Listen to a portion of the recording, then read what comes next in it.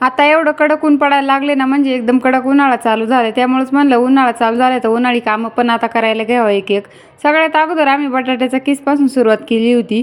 म्हणलं चला आहे बटाटे तर ते पहिल्यांदा करून घेऊ. त्यानंतर छान असे सगळे बटाट्याची छिलकी काढून घेतली. त्यानंतर बटाटा आहे ना 2-3 पाण्याने किस केलेला तो धुवून घ्यायचा, म्हणजे त्याचे सगळे स्टार्च निघून जातात.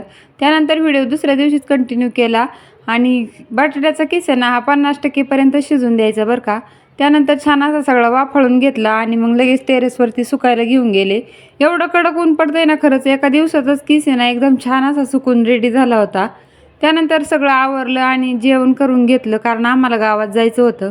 थोडी शॉपिंग करायची होती मला रुद्रसाठीच, त्यामुळं चाललो होतो गावात. गावात गेलो आणि रुद्रसाठी मी टी-शर्ट पॅन्ट बघणार होते आणि हे व्हाईट शर्ट मला एवढं आवडलं होतं ना खरंच, पण त्याच्या साईजचं ते अवेलेबल नव्हतं, त्यामुळे ते नाही घेतलं. दुसरं घेतले कपडे त्याला. सगळं घेऊन आम्ही परत किराणा दुकानात गेलो. तिथं थोडासा बाजार घेतला आणि त्यानंतर मग गावात गेले म्हणल्यावर मग तर काहीतरी खायलाच पाहिजे. त्यामुळं पाणीपुरी घेतली आणि ती माझी ऑल टाईम फेवरेट आहे बरं का. म्हणजे मला गावात गेलं ना त्याचा मोहच आवरत नाही खायचा, ते मी खातच असते दरवेळेस. त्यानंतर सगळं आवरून घरी आलो आणि माझी कपडेवर टेरेसला तशीच होती.